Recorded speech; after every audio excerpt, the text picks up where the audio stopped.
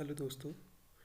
इस वीडियो में मैं आपको माइग्रेन के बारे में बताना चाहता हूँ कि कौन से ऐसे फैक्टर्स हैं जिससे माइग्रेन का जो सिर दर्द है वो बढ़ता है। इसे हम कैसे बचाव कर सकते हैं। ये वीडियो मैंने एजुकेशनल पर्पस के लिए या पब्लिक अवेयरनेस के लिए बनाया है। इसमें किसी कंपनी या ब्रांड की एंडोर्समेंट नहीं है, ना ही किसी के बारे में गलत बताया गया है। माइग्रेन का जो सिर दर्द है वो महिलाओं में ज़्यादातर देखने को मिलता है, और वो महिलाएं जिनकी उम्र 20 से 60 की उम्र के बीच में हो। ये मॉडरेट टू सीवियर टाइप की पेन होती है। हालांकि ज़्यादातर जो सिर दर्द होती है पूरे सिर में हो सकता है। डल एकिंग टाइप की पेन होती है, कुछ घंटे में सिर दर्द ठीक भी हो जाती है। लेकिन जो माइग्रेन की सिर दर्द है वो ज़्यादातर देखा गया है जहाँ तो बाईं तरफ होगी या दाईं तरफ होगी। ये थ्रॉबिंग टाइप की पेन होती है, मतलब पल्सेटाइल की, कभी कम होगी थोड़ी, कभी ज़्यादा होगी, कब कम ज़्यादा इस तरह से होती रहती है, जो कि डिसेबिलिटिंग टाइप की पेन होती है और महिलाओं को या पेशेंट को बहुत दुख देती है। ये बार बार होती है, बहुत लंबे समय तक होती है। इसका जो ड्यूरेशन है वो 4 घंटे से 72 घंटे तक हो सकता है। बाकी जो सर दर्द होती हैं उनमें टेंशन टाइप हेडेक होती है, साइनस की हेडेक होती है, क्लस्टर टाइप की हेडेक होती है। हम इसको माइग्रेन से कैसे अलग देख सकते हैं। जो टेंशन टाइप हेडेक होती है वो ज़्यादातर फोरहेड में होती है या पूरे स्कैल्प में होती है, सिर के पीछे वाले हिस्से में होती है। ये ज़्यादातर स्कैल्प या फिर नेक मसल में की स्टिफनेस से उनमें कभी कोई चोट लग जाए उसकी वजह से हो सकती है, या फिर डिप्रेशन या एंजाइटी वाले पेशेंट्स में देखी जाती है। ये ज़्यादातर टेंशन टाइप की हेडेक इस तरह से लगता है कि कोई बैंड पूरे सिर में बांध रखा हो, माथे पे बांध रखा हो। साइनस की जो हेडेक होती है वो भी फोरहेड में होती है, चीक्स पे हो सकती है, नाक के ब्रिज पे हो सकती है। ये ज़्यादातर साइनोसाइटिस या फिर किसी को कॉमन कोल्ड है या किसी तरह की डीएनएस की प्रॉब्लम है, नाक की हड्डी टेढ़ी हो, उनको साइनोसाइटिस की प्रॉब्लम रहती है। क्लस्टर जो क्लस्टर टाइप हेडेक जो होती है वो ज़्यादातर आँख या उसके आसपास के एरिया में रहती है। ये बहुत ज़्यादा पेन होती है, ऐसा लगता है कि आँखों के पीछे दर्द हो रहा है, और कई बार आँखें इससे लाल भी हो जाती हैं और आँखों से पानी आना शुरू हो जाता है। ये क्लस्टर टाइप की हेडेक जो है ज़्यादातर मर्दों में देखी जाती है, 20 से 50 साल के, और ऐसे लोग जो धूम्रपान या सिगरेट पीते हैं या फिर शराब का सेवन करते हैं।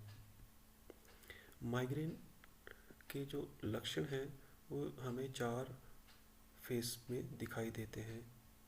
पहली फेस होती है प्रोड्रोम, दूसरी होती है ऑरा, तीसरी होती है हेडेक और चौथी होती है पोस्ट्रोम। प्रोड्रोम जो फेस है वो माइग्रेन की जो सिर दर्द है उससे काफ़ी घंटे पहले शुरू हो जाती है। काफ़ी घंटे से दिन, कई बार 2-3 दिन पहले शुरू हो जाती है। जैसे महिलाओं में थकावट महसूस होना, उल्टी वाला मन होना, इरिटेबल नेचर हो जाना, मूड में चेंजेस आना, भूख कम लगना या नींद आने में दिक्कत आना, कोई भी काम करने में मन न लगना, जल लाइट या फिर आवाज़ से आ, मन चिड़चिड़ा होना, या उससे मन में असंतुष्टि फैलना। दूसरी फेज़ होती है ऑरा। ये माइग्रेन की सर दर्द होने से कोई 5 मिनट से 60 मिनट पहले शुरू हो जाता है। इसमें पेशेंट को या महिलाओं को विजुअल डिस्टर्बेंस में देखने में दिक्कत आ सकती है। कई बार उनकी आँख की रोशनी भी चली जाती है, उनको नमनेस या टिंगलिंग सेंसेशन जैसे कीड़ियाँ या सुन होना टांगों में या बाजू में, वो सुन हो सकती हैं, कमजोरी सी महसूस होती है, चक्कर आ सकता है, उनकी आवाज़ में चेंज हो सकती है। फिर है माइग्रेन की हेडेक, तीसरी फेज़, जो कि 4 घंटे से 72 घंटे तक रहती है। ज़्यादातर ये एक तरफ होती है, या लेफ़्ट साइड या राइट साइड, बट कई लोगों में ये दोनों साइड भी हो सकती है। इसका नेचर बहुत ही सीवियर, मॉडरेट टू सीवियर रहता है। थ्रॉबिंग टाइप की पेन होती है। पेशेंट जो है लाइट या साउंड को बर्दाश्त नहीं कर सकता, और इस तरह की हेडेक में, माइग्रेन की हेडेक में पेशेंट को उल्टी वाले मन होने के साथ साथ उल्टी हो भी सकती है। उसका जी मचलाता रहता है, और वो कोई भी एक्टिविटी महिला जब करती है तो उससे वो दर्द बढ़ता है। लेकिन जब वो रेस्ट करती है, लाइट बंद कर देती है, शोर से दूर जाती है, तो उसमें उसको रिलीफ मिल जाती है। माइग्रेन की हेडेक होने के बाद 24 घंटे से लेकर 48 घंटे तक अ, देखा गया है कि जो नेक्स्ट फेज़ है उसको पोस्ट्रोम कहते हैं। इसमें मूड चेंजेस आते हैं पेशेंट को, जब महिलाओं को कंसंट्रेट करने में या काम करने में थोड़ा दिक्कत आती है, थोड़ी थोड़ी हेडेक रहती है, वीकनेस रहती है, और काफ़ी कमज़ोरी महसूस होती है। फर्स्ट हम देखते हैं कि प्रोड्रोम फेस में, जैसे कि मैंने बताया कि ये माइग्रेन की सिर दर्द होने से काफ़ी घंटे पहले या कुछ दिन पहले इस तरह के लक्षण आ सकते हैं। जैसे महिलाओं को ज़्यादातर यॉर्निंग शुरू हो जाती है, मीन्स उबासी आना शुरू हो जाती है। ये माइग्रेन के कम से कम 1/3 पेशेंट्स में ये देखा गया है। ऐसे ही किसी किसी को माइग्रेन की सिर दर्द होने से पहले, काफ़ी दिन पहले, 2-3 दिन पहले, फोटोफोबिया मीन्स लाइट से ज़्यादा ग्लेयर से डिस्कम्फर्ट महसूस होता है, बहुत थकावट महसूस होती है, ज़्यादा शोर से भी चिड़चिड़ापन आना शुरू हो जाता है। तो ये सारे लक्षण जो हैं प्रोड्रोम फेज के हैं, जो कि माइग्रेन के हेडेक होने से पहले दिखाई देते हैं। ऐसे ही कई कुछ महिलाओं को अलग तरीके की फूड की क्रेविंग होना शुरू हो जाती है, कि आइसक्रीम खाने का मन कर जाएगा, या कुछ ऐसी चीज़ का खाना का मन कर जाएगा जो कि नॉर्मली वो खाते नहीं हैं। ठंड से सेंसिटिविटी हो जाती है, ठंड, थोड़ी सी भी ठंड होगी उससे उनको सर दर्द लगेगा कि मुझे सर दर्द हो जाएगा। एक्सेसिव थर्स्ट होता है, बहुत ज़्यादा प्यास लगना शुरू हो जाती है, या फिर महिलाओं को बहुत ज़्यादा पसीना आना शुरू हो जाता है। कई महिलाओं में इस फेस में मूड चेंजेस आ जाती हैं, या तो खुश होगी, या चिड़चिड़ापन आना शुरू हो जाएगा, या फिर कई महिलाएं रेस्टलेसनेस फील करती हैं। दूसरी फेज़ है ऑरा, जो कि देखा गया है कि माइग्रेन की जो सिर दर्द है उससे जस्ट पहले उसको फील होता है, कुछ घंटे पहले। पहला होता है सेंटिलेटिंग स्कोटोमा। वो आपको इस तरह का उनको दिखाई देता है कि जो नॉर्मल आँख की दृष्टि है उसमें इस तरह के काले काले धब्बे आना शुरू हो जाते हैं, या फिर इस तरह की शेप्स आना शुरू हो जाएंगी, या फिर उनकी जो देखने की क्षमता है, जिसको हम विजुअल फील्ड डिफेक्ट्स बोलते हैं। नॉर्मली हम अपनी जब हम सामने देखते हैं तो हमें साइड वाइज भी दिखता है, लेकिन उनको साइड में इस तरह से ब्लैक ब्लैक दिखता है, और सिर्फ उनकी विजन एक लिमिटेड एरिया, जो फ्रंट वाला एरिया होता है, उसी के लिए रह जाती है। या फिर उनको ऑरा फेस में कई बार उनको जब तक ऑरा रहता है तब तक उनकी आंखों की रोशनी भी जा सकती है। ऐसे ही ऑरा के फेस में उनको कान में अलग अलग टिक टिक टिक टिक या कुछ तरह की आवाज़ें सुनाई दे सकती हैं। उस फेस में, ऑरा में ही उनको देख सुनने में भी परेशानी हो सकती है, जो कम सुनाई दे सकता है। पैरास्थीजिया, जैसे कोई उनको की बाजू या टांगों में नीडल या पिन प्रिक कर रहा हो, इस तरह की सेंसेशन आ सकती है, या फिर उनको बोलने में भी दिक्कत आ सकती है। तीसरी फेज़ है हेडेक, जो कि बहुत ज़्यादा मॉडरेट टू सीवियर होती है, 4 घंटे से 72 घंटे तक रह सकती है। ज़्यादातर ये एक तरफ होती है, लेफ़्ट साइड या राइट साइड। ये पल्सेटाइल या थ्रॉबिंग नेचर की होती है। कोई भी महिला अगर कोई एक्टिविटी करती है या कोई काम करती है, उससे ये सिर दर्द बढ़ना शुरू हो जाती है। लेकिन अगर वो रेस्ट करे, लाइट से दूर जाए, लाइट बंद कर ले, या फिर शोर से दूर जाए, तो उससे उसको रिलीफ मिलती है। कई बार हेडेक के दौरान ही उनको लाइट से बहुत ज़्यादा सिर दर्द बढ़ जाता है, या आवाज़ से सिर दर्द बढ़ जाता है, उल्टियाँ होना शुरू हो सकती है, नाक से पानी आना शुरू हो जाता है, या आँखों से पानी शुरू हो सकता है, या छोटा सा भी स्टिमुलस जो है उनको पेन दे सकता है। ये सारे के सारे सिम्टम्स जो हैं, जो लक्षण जो हैं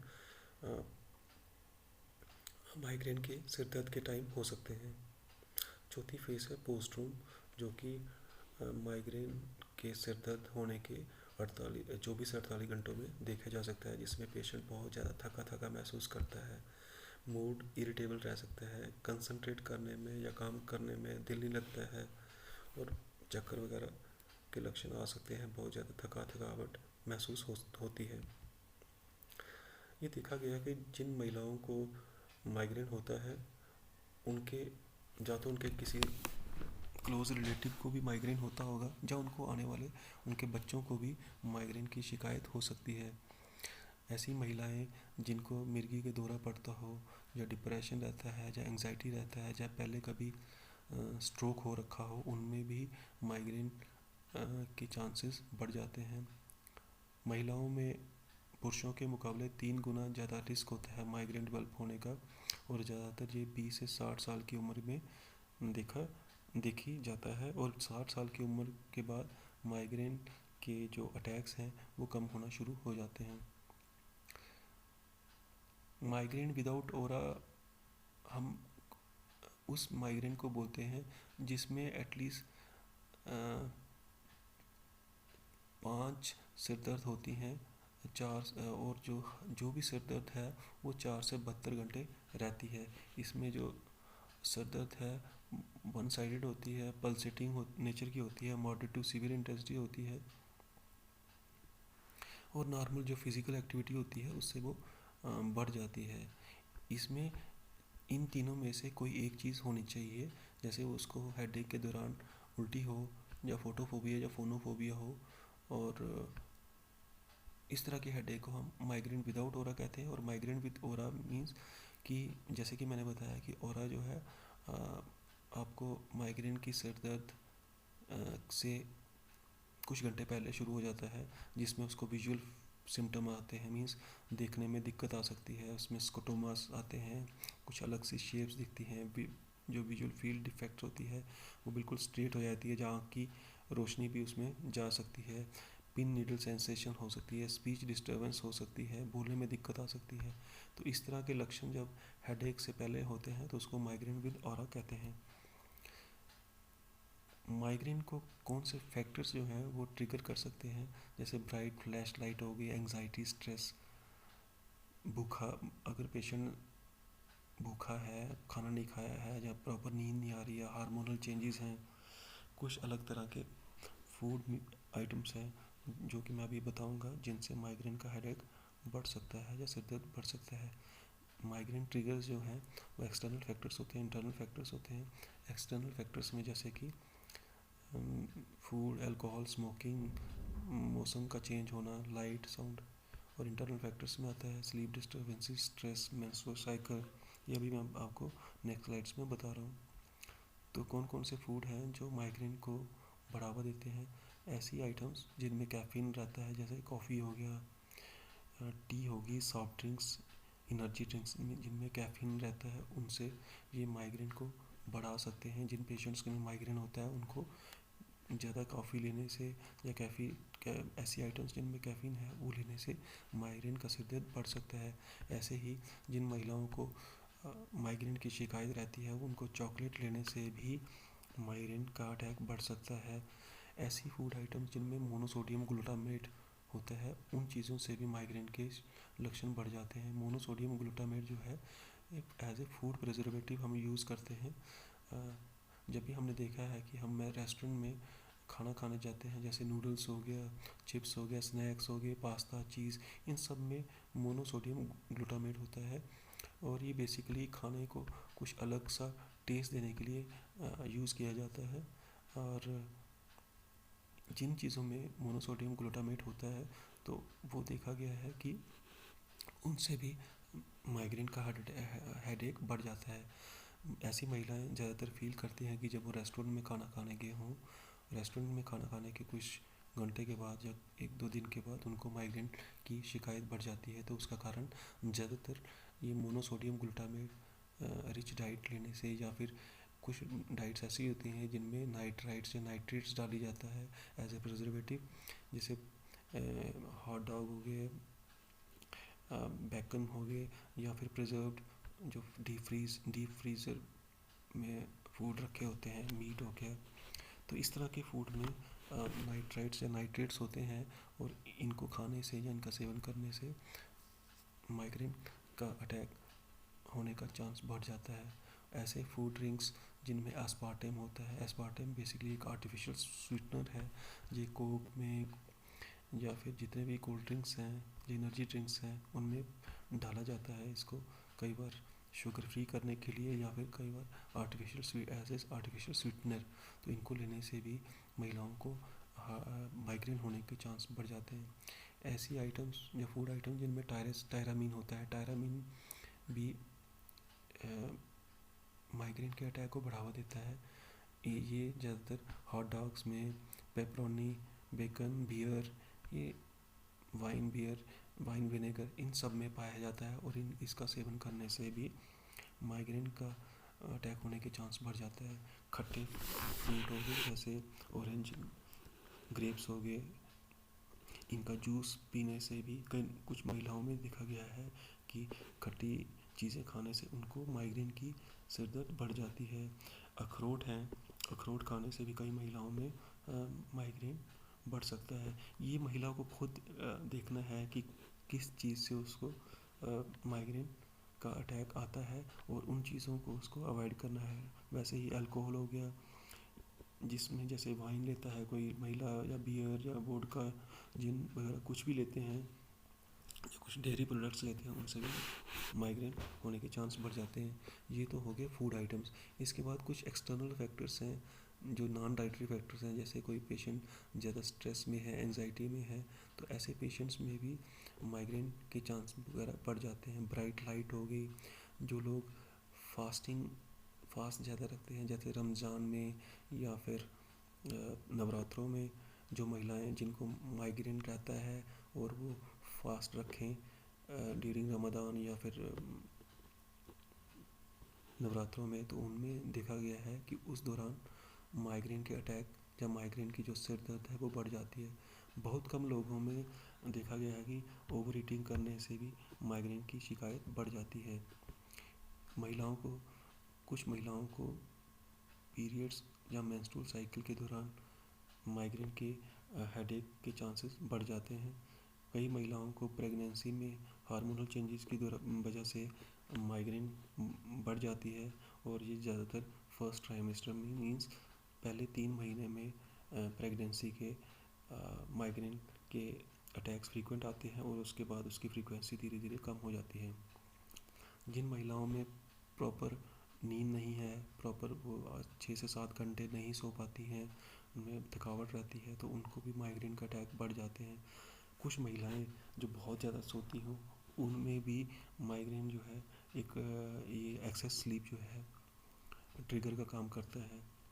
किसी भी चीज़ की खुशबू या दुर्गंध भी एक ट्रिगर का काम कर सकता है, जैसे अगरबत्ती का धुआं हो गया, परफ्यूम हो गए, सेंट्स होंगे, या फिर पेट्रोल की स्मेल होगी, नेल पॉलिश की स्मेल होगी। ये सारे के सारे माइग्रेन के लिए ट्रिगर का काम कर सकते हैं। वेदर की में चेंज होना भी कई लोगों को माइग्रेन का ट्रिगर का काम करता है, स्पेशली जब बहुत ज़्यादा हवा चलती है, जब बहुत ज़्यादा ठंडा मौसम हो, तो जिन महिलाओं को माइग्रेन की प्रॉब्लम रहती है उस दौरान उनको माइग्रेन बढ़ सकता है। कुछ लोगों में ये देखा गया है कि जो माइग्रेन जिनको पहले माइग्रेन रहता है, वो अगर ज़्यादा फिजिकल एक्टिविटी करते हैं या सेक्सुअल एक्टिविटी करते हैं, तो उस दौरान भी उनकी हेडेक बढ़ जाती है। जो लोग ट्रैवल करते हैं पहाड़ी इलाकों में या हवाई जहाज़ में, उसमें ये देखा गया है कि मोशन सिकनेस की वजह भी एक माइग्रेन ट्रिगर का काम करती है।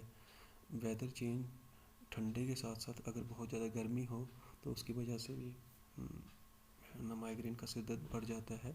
बहुत ज़्यादा शोर से भी माइग्रेन का अटैक के चांसेस बढ़ जाते हैं। आजकल देखा गया है कि ज़्यादातर फ़ोन यूज़ करने से, या टीवी देखने से, या लैपटॉप पे या कंप्यूटर पे ज़्यादा काम करने से इसका एक लेयर होता है, या आइज़ के ऊपर स्ट्रेन पड़ता है। जो ये सब फैक्टर्स हैं, ये भी माइग्रेन के लिए ट्रिगर का काम करता है। दोस्तों, ये तो था कि माइग्रेन्स के लिए क्या ट्रिगर्स हैं, किन चीज़ों से माइग्रेन के अटैक बढ़ सकते हैं। तो उनको ज़्यादातर हम नॉन फार्माकोलॉजिकल या मेडिकल मैनेजमेंट से उसको ठीक करते हैं। लेकिन कई बार कुछ तरह के सिर दर्द ऐसे भी हैं जिनको हमें पूरी जांच करवानी चाहिए, और ये नहीं सोचना चाहिए कि ये सिर्फ माइग्रेन का ही सिर दर्द है। तो इसमें अगर किसी महिला को सिर दर्द होने के साथ साथ अगर वो महिला को बुखार आ रहा है या ठंड लगती है या रात को पसीने आते हैं, तो ये कहीं ब्रेन में इन्फेक्शन हो सकता है, तो उसको अपनी जांच करवानी चाहिए। कुछ महिलाओं में या किसी में भी अगर सर दर्द रहता है और उसकी वजह से वो बेहोश हो जाता है, या उसमें बॉडी में किसी पार्ट में वीकनेस आ जाती है, या फिर वो उठ पटांग बातें करता है, तो वो स्ट्रोक या मैलिग्नेंसी के लक्षण हो सकते हैं। तो उसमें भी उसको जांच अपना करवाना चाहिए। अगर पहली बार हेडेक किसी को 50 साल की उम्र के बाद शुरू होती है, और उसमें भी उसको चाहिए कि वो अपनी जांच करवाए। बहुत सीवियर टाइप की हेडेक, जैसे बादलों में आसमान में बादल गरजते हैं, इतनी ज़्यादा सीवियर हेडेक हो, तो कई बार वो ब्रेन हेमरेज के लक्षण हो सकते हैं। उसमें भी पेशेंट को अपनी ज़रूर जांच करवानी चाहिए, डॉक्टर की सलाह लेनी चाहिए। किसी पेशेंट में हेडेक के साथ साथ अगर आँखों की जो डिस्क होती है रेटिना में, जिसको हम अगर हम फंडस से एग्जामिन करें तो वहाँ पे उसमें आँख के पीछे जो पर्दा है उसमें अगर स्वेलिंग आ रखी है, या फिर कान में पल्सर टाइनेटिस रहती है, या फिर कोई भी एक्सरसाइज करने से या प्रेगनेंसी के दौरान सिर दर्द बढ़ जाती है, तो उसको चाहिए कि ऐसे पेशेंट अपना प्रॉपर इलाज करवाएं, अपना चेकअप करवाएं। ये कोई ब्रेन में कोई सीरो ट्यूमर सेरेब्राई जहाँ कोई मास या ट्यूमर हो सकता है। तो ये कुछ रेड फ्लैग्स हैं जो कि हमें हमेशा ध्यान में रखने चाहिए। कैसे अपने आप को माइग्रेन से हम बचा सकते हैं? अपने आप को शांत रखना है, रेस्ट करनी है, बैलेंस डाइट खानी है, और ऐसे फूड आइटम्स जो कि मैंने बताए हैं, जो हमें देखना है कि इन किन किन फूड आइटम से मेरी हेडेक बढ़ जाती है, जैसे दर्द बढ़ जाती है, उनको हमें उनका सेवन नहीं करना है। Adequate type food moderate amount में हमें पानी पीना है, भूखा नहीं रहना है, कैफीन कंटेनिंग आइटम्स का सेवन नहीं करना है। डेली हमें अपनी लाइट एक्सरसाइजेज करती रहनी चाहिए और अपने आप को स्ट्रेस से बचाना है। तो माइग्रेन की ट्रीटमेंट हमारे पास दो तरह की होती है, नॉन फार्माकोलॉजिकल और फार्माकोलॉजिकल। फार्माकोलॉजिकल मीन्स कि जब हम कोई किसी पेशेंट को दवाइयाँ देते हैं, वो यहाँ पे मैं डिस्कस नहीं करूँगा। लेकिन नॉन फार्माकोलॉजिकल ऑप्शंस हमारे पास क्या क्या हैं वो मैं बताऊँगा। हमें हमेशा माइग्रेन वाले पेशेंट को चाहिए कि वो एक अपनी हेडेक डायरी मेंटेन करें। हेडेक डायरी का परफॉर्मा मैंने लास्ट स्लाइड में शेयर किया है। उसमें उसको देखना पड़ेगा कि कब उसको माइग्रेन का अटैक आता है, किन चीज़ों से माइग्रेन उसकी बढ़ जाती है, कैसे उसको रिलीफ मिलती है, कितनी देर तक वो माइग्रेन का अटैक रहता है, उसके साथ साथ उसको क्या फील होता है, वो सारा का सारा उसको हर माइग्रेन के अटैक के दौरान डायरी में लिखना है। किन चीज़ों से उसको आराम मिलता है, कौन सी दवाई खाने से उसको आराम मिलता है। तो उससे काफ़ी हद तक वो अपने आप को माइग्रेन के अटैक होने से पहले ही अपने वो सतर्क हो सकते हैं, और अपने आप को प्रॉपरली वो प्रिकॉशन लेके माइग्रेन की सीवियरिटी से बच सकते हैं। अपना प्रॉपर हाइड्रेशन मेंटेन करना है, पानी खुला बहुत पीना है, कम से कम 3 लीटर पानी तो डेली हर महिला को पीना चाहिए। प्रॉपर नींद लेनी है, रेगुलर एक्सरसाइज करनी है। जिन लोगों महिलाओं को एक्सेस लाइट से या फिर बहुत ज़्यादा शोर से माइग्रेन का अटैक हो सकता है, जब बढ़ जाता है, तो उनको चाहिए कि वो जब भी धूप में निकलें तो डार्क सन ग्लासेस यूज़ करें, चश्मा पहने। और अगर साउंड से किसी को प्रॉब्लम है तो आजकल ईयरफोन्स या फिर हेडफोन्स आते हैं, वो साउंड से बच सकते हैं उसको लगाने से। किसी भी दवाई का ज़्यादा सेवन करने से भी हेडेक बढ़ सकती है, तो हमें चाहिए कि मेडिसिन के ओवर यूज से अपने आप को बचा के रखें। कुछ विटामिन सप्लीमेंट्स हैं जिसमें मैग्नीशियम, राइबोफ्लेविन, मेलाटोनिन, CoQ10, इन सब का सेवन करने से भी देखा गया है कि माइग्रेन का अटैक जो है कम हो जाता है। माइग्रेन की ट्रीटमेंट, जब किसी को एक्यूट अटैक होता है तो डॉक्टर की हमेशा मरीज़ को सलाह लेनी है। डॉक्टर्स उनको कुछ तरह की दवाइयाँ देते हैं जिसमें non steroidal anti inflammatory drugs होती हैं, जैसे ब्रूफिन है, नेप्रोक्सिन है, डिक्लोफिनेक है, कुछ ट्रिप्टन्स हैं, सुमाट्रिप्टन, रिजाट्रिप्टन्स, एर्गोटामिन या कैफी कंटेनिंग मेडिसिन हैं, 5-HT1F एगोनिस्ट हैं, CGRP एंटागोनिस्ट हैं। ये अलग अलग तरह की मेडिकेशंस हैं जो कि आप जब डॉक्टर के पास जाते हो तो वो डॉक्टर आपको प्रिस्क्राइब करते हैं डिपेंडिंग अपॉन योर कंडीशन। और हमेशा पेशेंट को चाहिए या महिला को चाहिए कि किसी भी दवा का सेवन वो खुद ना करें और हमेशा डॉक्टर की सलाह से रखें।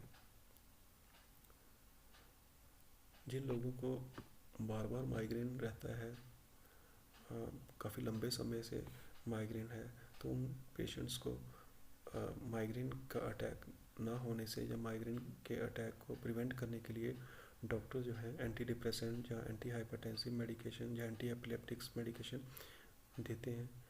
और इनका सेवन करने से 5-6 महीने इसका सेवन करने से काफ़ी हद तक माइग्रेन की अटैक्स में कमी आती है। लेकिन इन सभी मेडिकेशंस का, इन सभी ड्रग्स का सेवन भी डॉक्टर की सलाह पे ही करना है। ये नेशनल हेडेक फाउंडेशन की हेडेक की डायरी का एक परफॉर्मा है।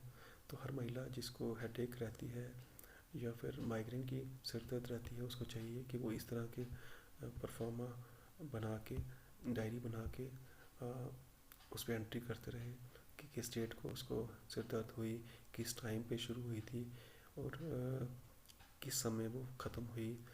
उसका अगर सिर दर्द की अगर हमें ग्रेडिंग करनी हो तो 1 से 10 नंबर में उसको कितने नंबर देगी। माइग्रेन का अटैक होने से पहले उसको क्या क्या लक्षण थे, किन किन चीज़ों से उस समय उसको हेडेक बढ़ता है या सिर दर्द बढ़ता है, क्या मेडिसिन ली थी जिससे उसको आराम मिला, कितना डोज लिया और किन चीज़ों से उसको रिलीफ मिलता था, सोने से या फिर पानी पीने से, खाना खाने से या किस किस एक्टिविटी से, उससे दूर, साउंड से दूर होने से,